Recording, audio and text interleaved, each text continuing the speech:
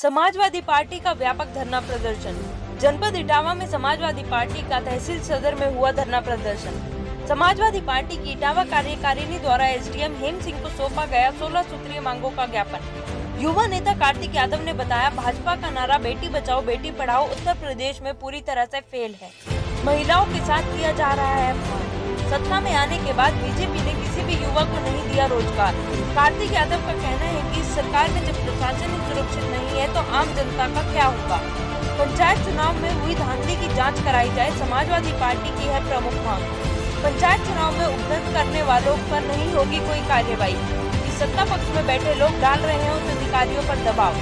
जिला पंचायत अध्यक्ष अंशुल यादव का कहना है कि सरकारी अफसर अपने जमीर को जगा ले, नहीं तो सत्ता परिवर्तन होने के साथ साथ हम अधिकारियों के जमीर को जगाने का भी काम करेंगे। जिला पंचायत अध्यक्ष अंशुल यादव ने कहा, समाजवादी पार्टी जब तक प्रदेश में बैठी सरकार का तख्ता पलट नहीं कर देती तब तक लगातार आंदोलन करते रहेंगे। 2022 के विधानसभा चुनाव में 350 सीट से ज्यादा जीतने का है समाजवादी पार्टी का लक्ष्य। पंचायत चुनाव के विरुद्ध कोर्ट में जाने को लेकर लीगल एडवाइस ली जा रही है, जो आगे होगा वही किया जाएगा। समाजवादी पार्टी के राष्ट्रीय अध्यक्ष अखिलेश यादव के आह्वान पर आज इटावा जनपद के समस्त तहसीलों में किया गया धरना प्रदर्शन, जहां इटावा सदर तहसील की कमान जिला पंचायत अध्यक्ष अंशुल यादव ने संभाली, वहीं चकरनगर तहसील की कमान प्रोफेसर रामगोपाल यादव के नाती कार्तिक यादव ने संभाली।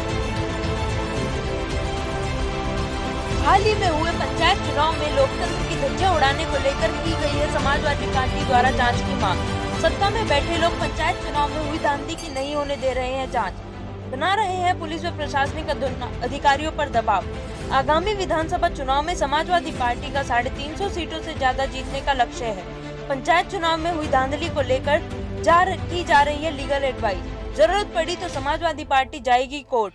आज सपा प्रमुख अखिलेश यादव के आह्वान पर उत्तर प्रदेश के जिला पंचायत चुनाव में लोकतंत्र का जो बलात्कार व हत्या हुई, उसको लेकर आज प्रदेश के समस्त जिलों की तहसीलों में समाजवादी पार्टी के कार्यकर्ता धरना प्रदर्शन आयोजित करेंगे, जिसमें आज इटावा की सदर तहसील के नेतृत्व कर जिला पंचायत अध्यक्ष अंशुल यादव व जिला अध्यक्ष गोपाल यादव ने किया एवं तहसील चकरनगर का नेतृत्व कार्तिक यादव ने किया और राज्यपाल को संबोधित 16 सूत्रीय मांगों का ज्ञापन उप जिलाधिकारी हेम सिंह को सौंपा। पत्रकारों से बात करते हुए जिला पंचायत अध्यक्ष अंशुल यादव ने बताया कि मुझे नहीं लगता कि जिन उपद्रवियों ने जिला पंचायत में उपद्रव मचाया था उन पर प्रशासनिक कोई कार्यवाही की जाएगी, क्योंकि सत्ता में बैठे लोग उच्च अधिकारियों पर दबाव बना रहे हैं, जिस कारण नहीं हो पा रही है कोई कार्रवाई। इसी के साथ आगामी विधानसभा चुनाव में 350 से ज्यादा सीटें जीतने का समाजवादी पार्टी का लक्ष्य है और हम समाजवादी पार्टी के सभी कार्यकर्ताओं से आह्वान करते हैं कि जब तक इस सरकार का तख्ता पलट न हो जाए, सड़कों पर उतरकर प्रदर्शन जारी रखा जाए। सरकारी अफसरों को हिदायत देते हुए जिला पंचायत अध्यक्ष अंशुल यादव ने कहा कि सभी सरकारी अफसर अपना जमीर जगा लें, अन्यथा सत्ता परिवर्तन होने पर हम अधिकारियों का जमीर जगाने का भी काम करेंगे। जनपद इटावा से संवाददाता प्रमोद दीक्षित के साथ खुशहाली बताते। हम भी जानते हैं और आप भी जानते हैं इस पंचायत चुनाव में कितने बड़े पैमाने पर तांडव उत्तर प्रदेश की सरकार ने किया। उसके बावजूद भी चाहे जिला पंचायत का चुनाव हो, चाहे ब्लॉक प्रमुख का चुनाव हो, दोनों ही चुनाव में पूरी तरह से इटावा जिले से भारतीय जनता पार्टी का सफाया हुआ। और जो एक सीट तो वो आज अपना बता रहे हैं,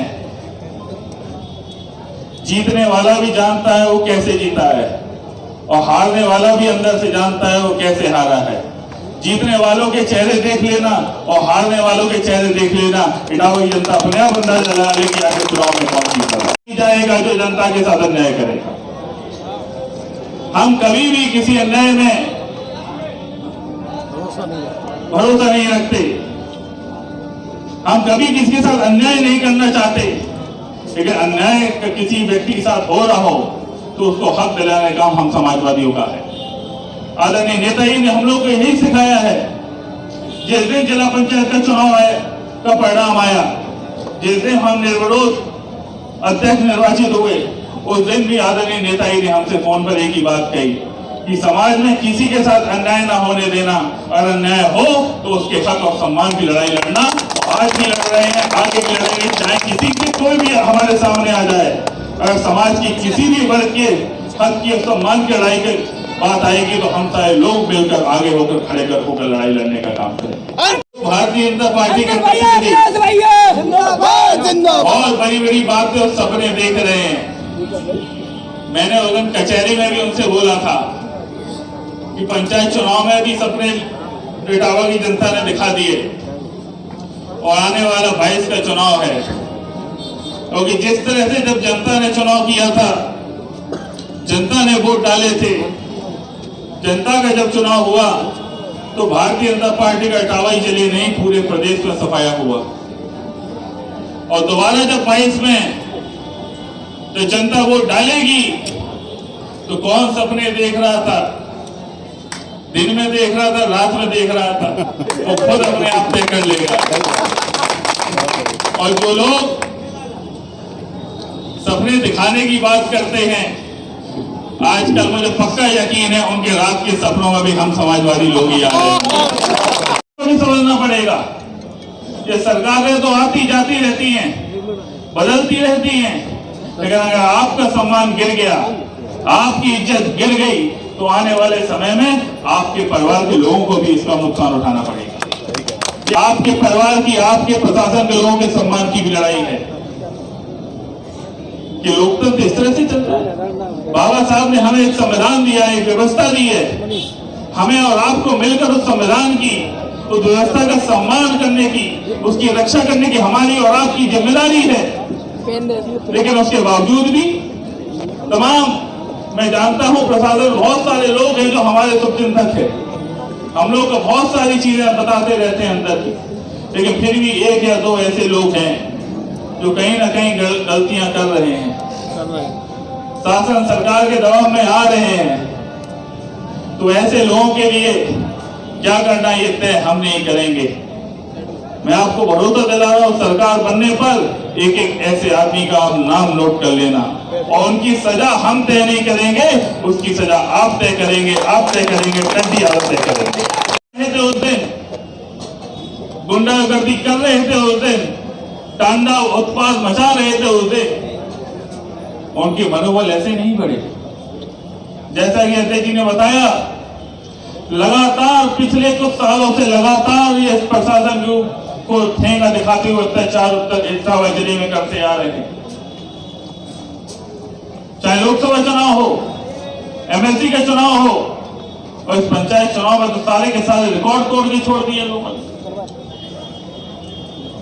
आप भड़तना देख लीजिए, महेवा का उदाहरण उठा लीजिए, जगन्नगर का उदाहरण उठा लीजिए, कितना अपमान पुलिस प्रशासन के लोगों को भारतीय जनता पार्टी ने किया। जगन्नगर के जो सीईओ थे उन्होंने तो मुकदमा भी लिखाया था भारतीय जनता पार्टी के ऊपर, लेकिन सीईओ के मुकदमे को भी दबा दिया है।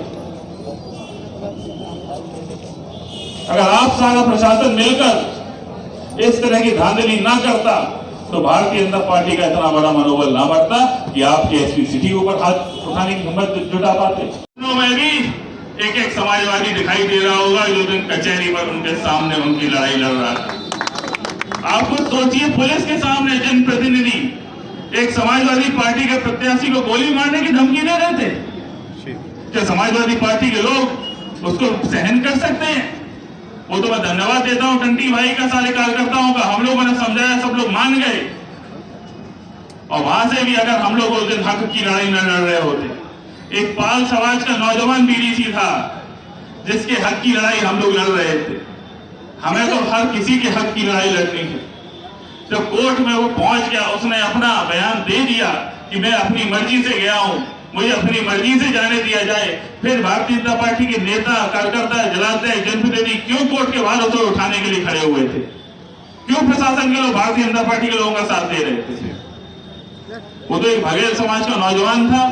हम कहते चाहे बघेल समाज का हो, चाहे लोधी समाज का हो, चाहे किसी समाज का व्यक्ति हो, और किसी के भी सम्मान की रक्षा की बात आएगी तो समाजवादी पार्टी का एक एक कार्यकर्ता, एक एक नेता उसके सम्मान की लड़ाई लड़ने लड़ेगा। कभी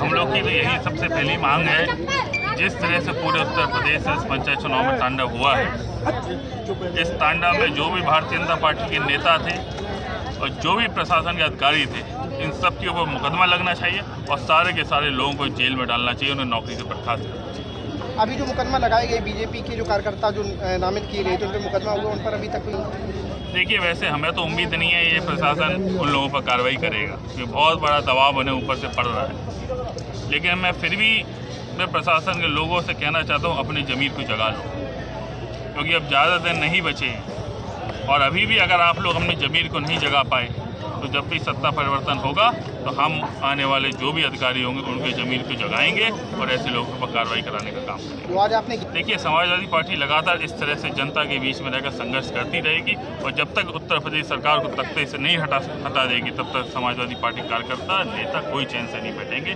2022 हमारा लक्ष्य है और लक्ष्य हमारा 350 से ज़्यादा सीटें जीतने का। आपके जो ब्लॉक प्रमुख के जाएंगे चुनाव प्रक्रिया के खिलाफ, उसके लिए क्या करेगी? वो भी लीगल एडवाइस ले रहे हैं, बातचीत कर रहे हैं और उसमें जो भी चीज़ आएगी तो आगे बढ़ाया जाएगा, पार्टी आगे बढ़ेगी। प्रमुख मांग तो जिस तरह से जिला पंचायत अध्यक्षों और ब्लॉक प्रमुखों के चुनाव में पूरे उत्तर प्रदेश में सत्ता का दुरुपयोग किया गया, लोकतंत्र की गरिमा और मर्यादा को तार तार कर दिया गया। जबरदस्ती भाजपा के लोगों ने अल्पमत में होने के बावजूद अपने लोग जिता लिए। उसके खिलाफ आज पूरे उत्तर प्रदेश में और इटावा जनपद में भी जनता उतरी है सड़कों पर, अपने हक की बात कहने उतरी है। प्रशासन पे भी क्या लगता है? देखिए, हम लोग तो लड़ाई लड़ने वाले लोग हैं, सड़कों पर लड़ाई लड़ेंगे। हम लोग गांधी को मानने वाले लोग हैं, लोहिया को मानने वाले लोग हैं। गांधीवादी विचारधारा से अहिंसा के रास्ते पर चलते हुए हम लोग लगातार अपने आंदोलन को जारी रखेंगे। और रही बात जिन लोगों ने बेईमानी की है, लीगल एडवाइस ली जा रही है, उनके खिलाफ कोर्ट में भी जाएंगे।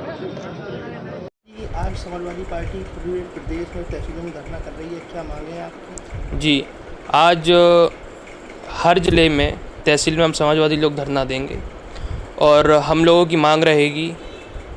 आप देख रहे हैं जिस तरह लखीमपुर खीरी में जो महिला के साथ घटना घटी, ये भाजपा के लोग कहते हैं बेटी बचाओ बेटी पढ़ाओ, लेकिन आप देखिए खुलेआम महिलाओं के साथ क्या हो रहा है। और युवाओं को रोज़गार देने की बात की थी, अभी तक किसी भी युवा को रोज़गार नहीं मिला। आप पंचायत चुनाव में देखिए क्या स्थिति रही, लोगों को पर्चा नहीं भरने दिया गया। हमारे बटपुरा ब्लॉक में देख लीजिए क्या स्थिति रही।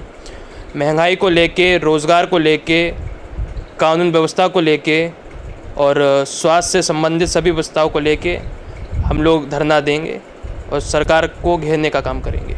मुख्य मांग क्या है आपकी इस धरने में? मुख्य मांगे क्या है जिन पर फोकस रहेगा? मांगे हमारी ये है कि पहले तो कानून व्यवस्था ठीक हो, अस्पतालों में लोगों का जो इलाज हो रहा है ठीक तरीके से हो, युवाओं को रोज़गार मिले और किसानों को उनकी आय का सही मूल्य मिले।